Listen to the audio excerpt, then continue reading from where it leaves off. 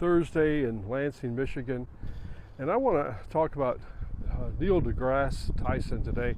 He just put out a video basically throwing Christians and believers of all kinds under the bus. His argument was as follows. He said, if God is good, and if he's all-powerful, then why does he allow evil? Why is there leukemia? Why are there floods? Why are there tsunamis and earthquakes?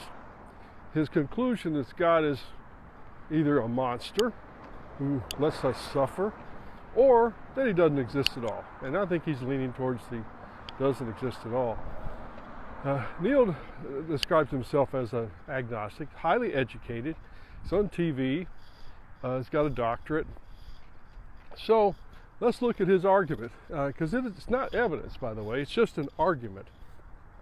An argument, there's all sorts of arguments. Some of them are kind of silly.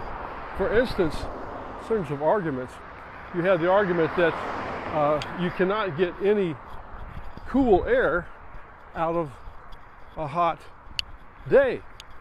It's really, let's say that's just 90 degrees, humid, and logically you'd think it's impossible to get cold out of heat. But of course, we know that that's what you do every day when you turn on an air conditioner. The air conditioner takes the hot, humid air, compresses it, and through a trick of physics, when it is able to produce cold air out of that hot air.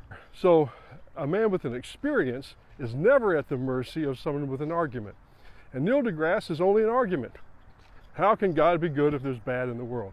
That's such an old retread argument, so easy to debunk. And let me give you an example how we can explain to Neil that his argument doesn't work. And that is this. Let's say my neighbor across the street is having an argument with her husband, and he's rude to her. He says some mean things. So then she comes over and yells at me because she said, I know you have a gun. You have the power. You should have come over and straightened out my husband with that gun so he doesn't speak mean to me. She said, you have the power. You say you're a good person. Why didn't you do anything? Well, yes, I had the power. I had no authority.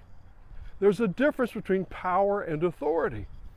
A policeman has power, but he has to act within strict rules about using that power. So the point then is this. God has limited his authority. He has all power. He is good. There's no contradiction there. But he has limited his authority. He's made you and I arbiters of our own destiny. He's given you and me free will. We can decide to do right or we can decide to do wrong. Otherwise, we'd be robots. If every thought, every action you have was controlled by God, then what are you? You're a machine. But we're not machines. We all know that. We are determiners of our own destiny. That's why God created us. We are his people.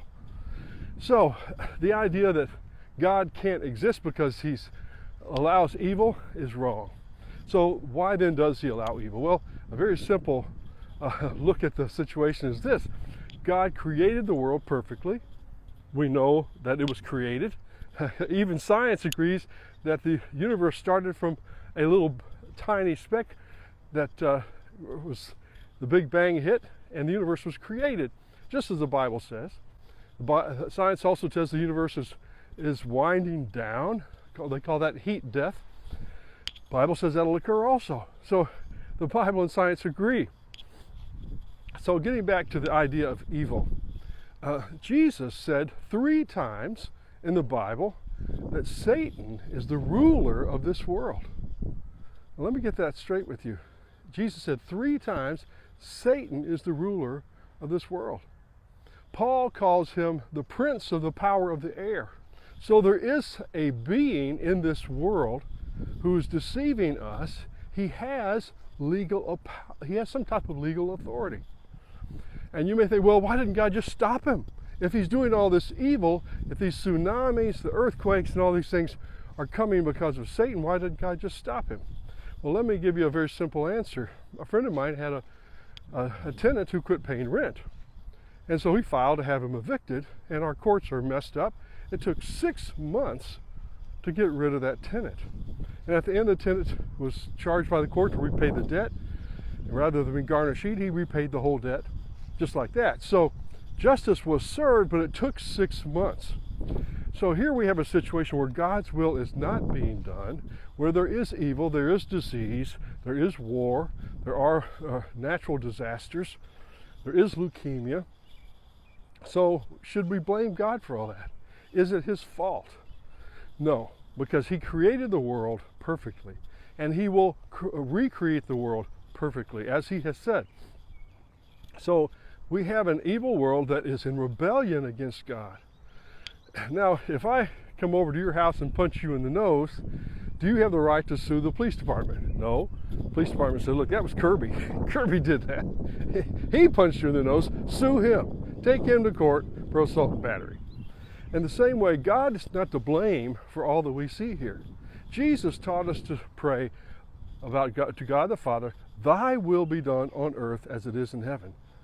Now, he taught us to pray that for a reason. Not because God's will is always done, but because it isn't done.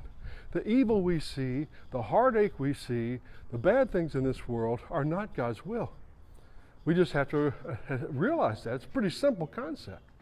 Not everything that happens is God's will. We are not robots. There's free will involved. If I do something wrong, it's not God's fault. If someone hurts you, it's not God's fault. It's not his will. He didn't make it this way. He's not going to let it stay that way. So I want to conclude with a little reference here. You can see the Bible on the screen. A really good video by Ray Comfort exposing the errors of atheism, exposing the scientific fallacies of atheism.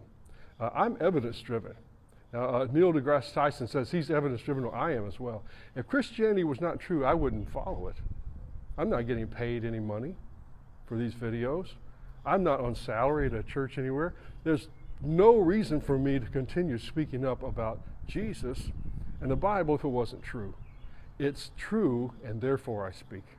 I encourage you to wake up and smell the coffee. Watch that great video. You see the link below you there by Ray Comfort, which they tried to censor. In fact, YouTube got some complaints, so they removed it, and he said, no, there's nothing wrong with the video. Then they tried to mess with the video, so he had to reissue it. So look it up under Evolution versus God Uncensored. And the link is there too if you want to just type that in.